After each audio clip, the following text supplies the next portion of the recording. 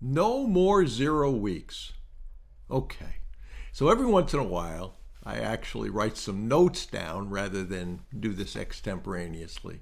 And this is such an important subject, I did that. So I want to cover some of those with you. But I want you to look at this thumbnail, no more 0 weeks. And I want you to be honest. So if you've ever had a week where you were busy, you were tired, you were working on it, quote unquote, but no seller, no board member, no professional, no prospect felt or received anything from you directly, then this video is for you. Because from this point forward, especially in the mentoring that I'm doing, the VIP Mastermind, the group, we are eliminating 0 weeks, meaning that you didn't personally touch someone. So what's that mean? So it means that 7 days go by and you didn't send an email, a message, do a call, invite someone, submit anything that moved your acquisition forward. You may have done internal work. You may have watched training, improved a spreadsheet, researched industries. You may have talked about strategy. You may have also even had your VA do something, but you didn't directly do it. And if you didn't reach out and touch someone yourself, that's a 0 week. And a 0 week does more harm than rejection will do. So why is that? So every time you allow yourself to have a 0 week, your brain basically says, this is optional. I didn't do it, didn't have to do it. And it learns, I can say I want this, but do I really behave like I want it? And that identity gap is a real killer. And you teach yourself also when you set these goals and don't do them and have a 0 week, that my word to myself isn't worth anything. I said I was going to do this. As my mentor used to say, barring death or coma, I chose not to do it. So the standard is not crush every week, but the standard is never a 0 week again.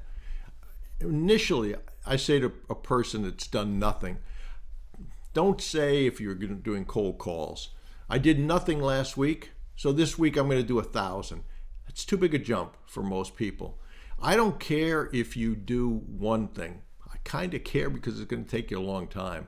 But if you say you're going to do one thing and you do it, the most important thing is you do what you said you were going to do.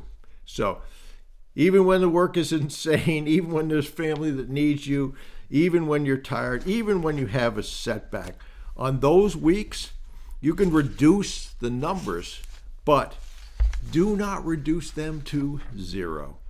So now let's clarify something that confuses people. We measure actions, not answers. So for instance, a meeting, you can't control the outcome of a meeting.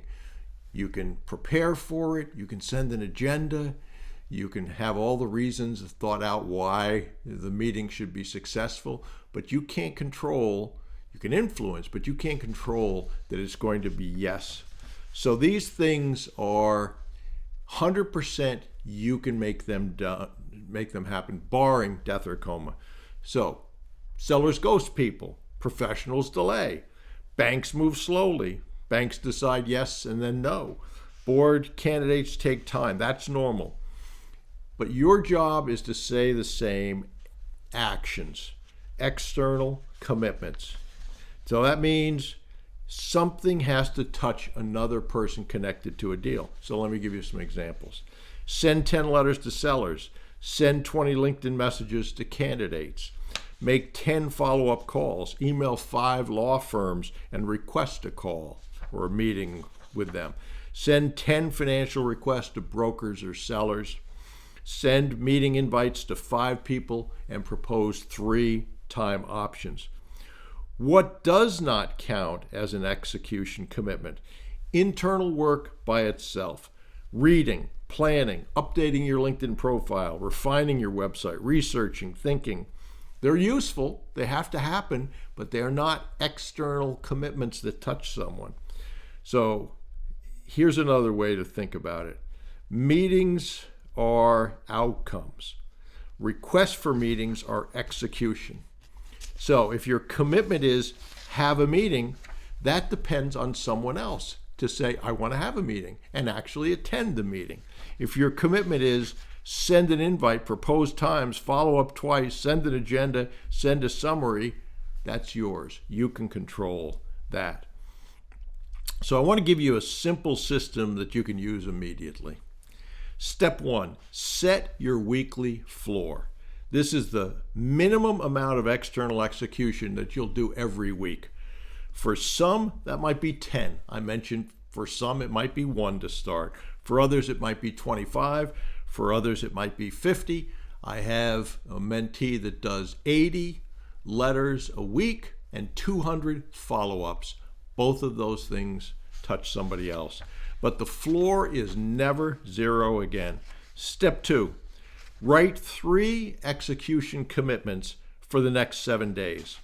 Each one must be external, numeric, fully in your control, and countable.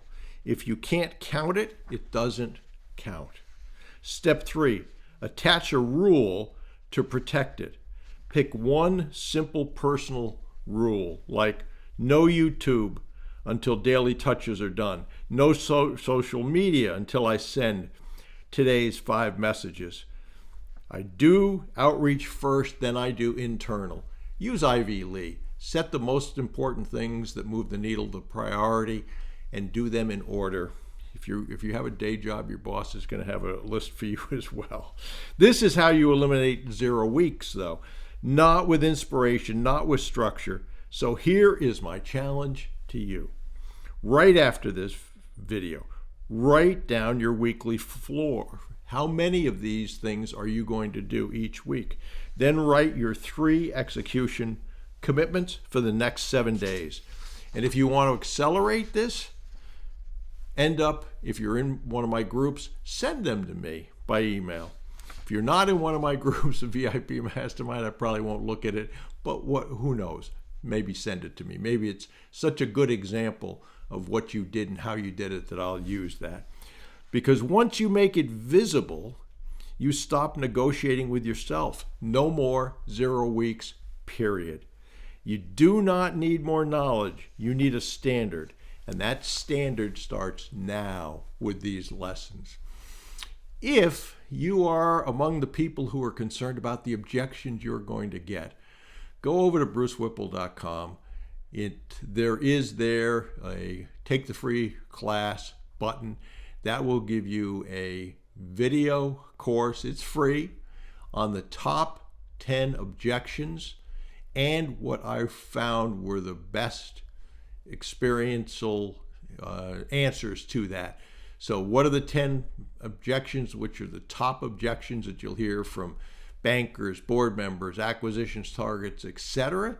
And then what did I find through experience as the best way to answer them? So brucewhipple.com, take the free class. You'll also be on the email list so that you get the emails from me each week, which are teachable moments. So I hope this helps. No more 0 weeks. Make a commitment to yourself and follow through on that. I think you're going to be very pleased with what happens compared to how it may be happening today.